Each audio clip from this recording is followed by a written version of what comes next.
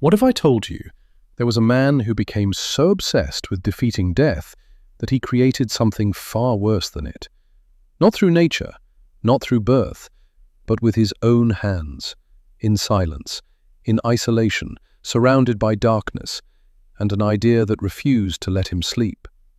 This isn't just a story about a monster, it's about a man who crossed a line that should have never been crossed and paid for it with everything he had. My name is Victor Frankenstein, and I was not always a man to be feared. I was brilliant, yes, but more than that, I was restless. While others were satisfied with the limits of human knowledge, I saw those limits as an insult. Death, to me, was not something to accept. It was a problem, a flaw, something that could be solved, and the deeper I went into my studies, the more that thought consumed me. What began as curiosity slowly became obsession, and that obsession, it took everything. Friends became distractions, family became distant, sleep became irrelevant. There was only the work, only the idea that I could succeed. Days blurred into weeks, weeks dissolved into years, and I buried myself deeper and deeper into things no one should ever study. The human body, life, decay. I saw things most would never dare to even imagine, and piece by piece I began to build something unnatural, something that should not exist. But in my mind, this wasn't madness. No, this was progress. This was greatness. This was evolution. I wasn't just creating life, I was becoming something more than human. And then it happened. One night, heavy with silence, thick with anticipation, everything changed. In the dim light of my laboratory, surrounded by a stillness so deep it felt alive, I did the impossible. I gave life to something that had never lived. I remember the moment clearly, too clearly, the instant. It opened its eyes. Reality itself seemed to shift. This was it. The culmination of everything I had sacrificed, everything I had become. But what I felt was not triumph. It was not pride. It was not victory. It was horror. Pure, overwhelming horror. Because what stood before me was not a miracle. It was a reflection of everything I had ignored, everything I had refused to see, twisted into a form I could not accept. Its skin, unnatural, its movements, wrong, its presence, unbearable.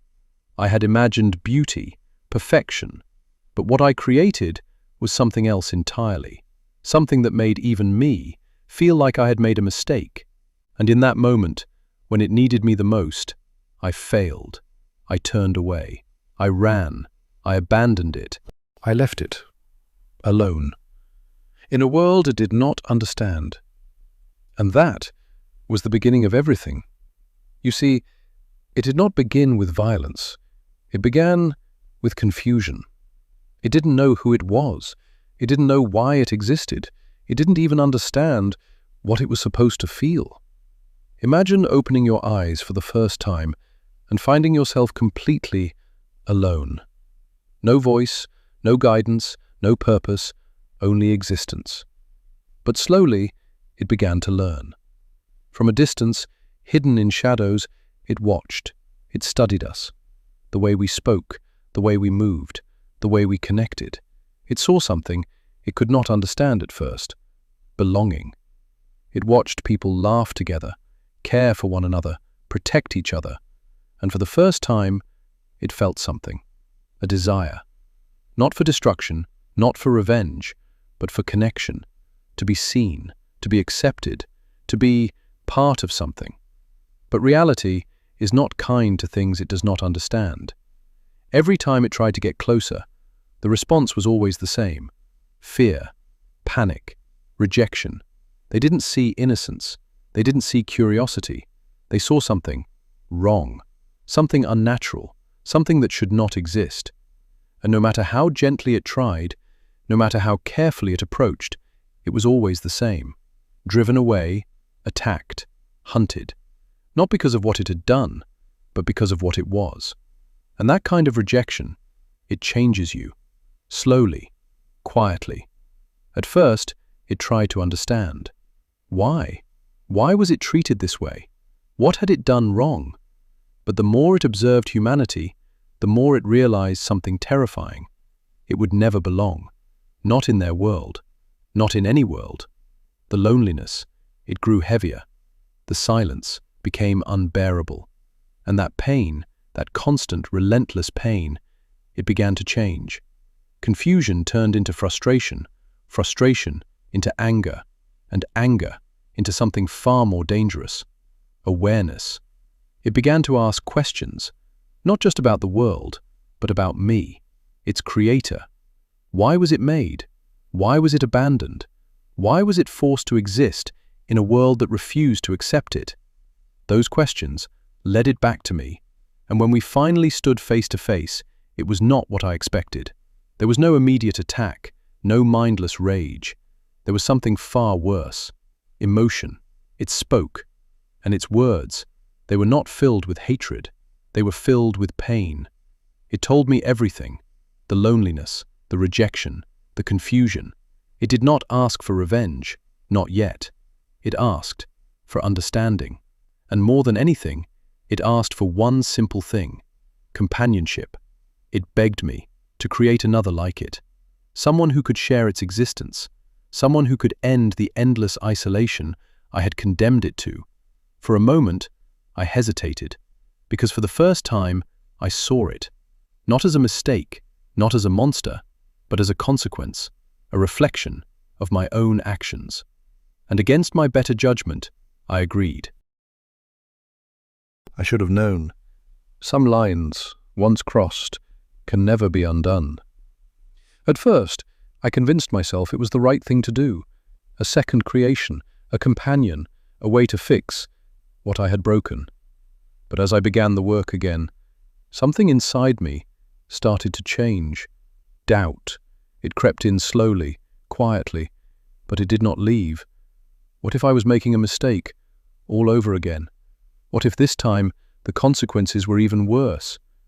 I had already created one being I could not control, one that suffered because of me.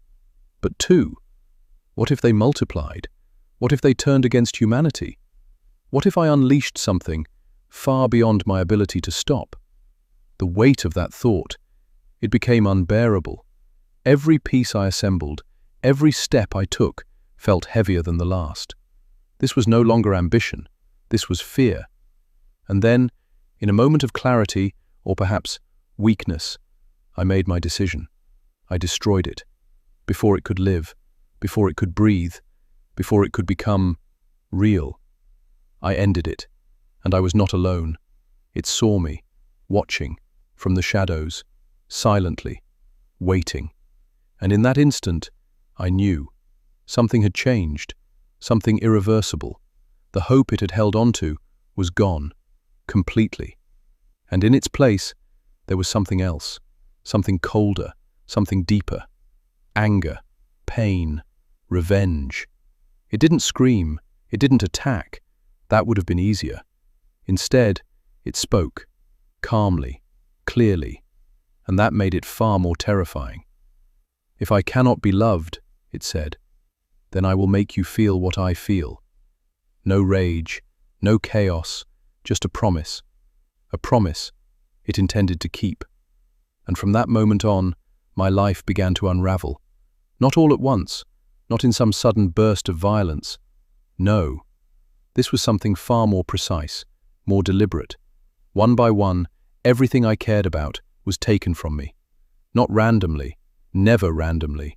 Each loss was a message, each moment of pain a reflection of what I had done to it. I was forced to watch, powerless, as the world I once knew collapsed around me. The people I loved, gone, because of me, always because of me. Guilt consumed me. It followed me everywhere, in every shadow, in every silence.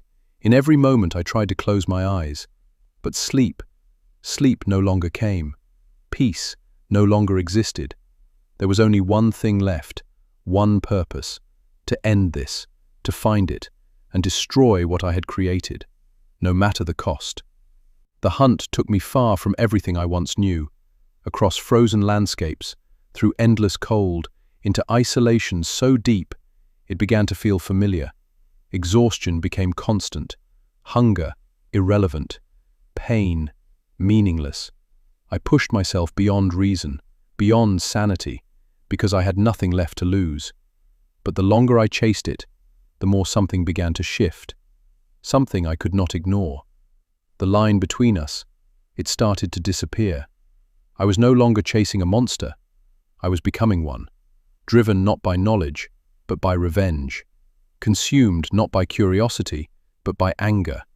And it, the being I once abandoned, was no longer the confused, lost creature it had been. It had changed, shaped by suffering, forged by rejection.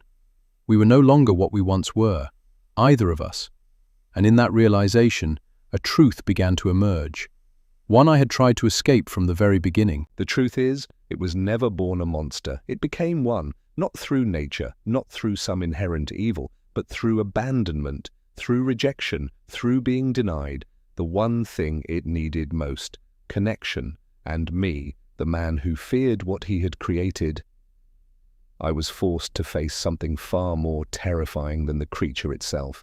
Responsibility, because the real horror was never its existence. It was my failure, my refusal to stand by what I had brought into this world. I wanted to play the role of creator, to reach beyond human limits, to defy death itself. But when faced with the consequence, I ran, and everything that followed, every loss, every moment of suffering, was not fate. It was not chance. It was the result of a choice. My choice. And in the end, there was nothing left. No victory, no redemption, only silence. Only the weight of everything I had destroyed, because ambition, without responsibility, is not greatness. It is ruin.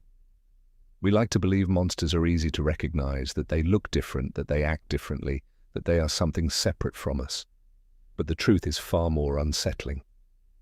Sometimes, the monster is not the thing we create. It's the part of us that chooses to walk away, to abandon, to ignore the consequences of our own actions. The creature, it only reflected what it was given.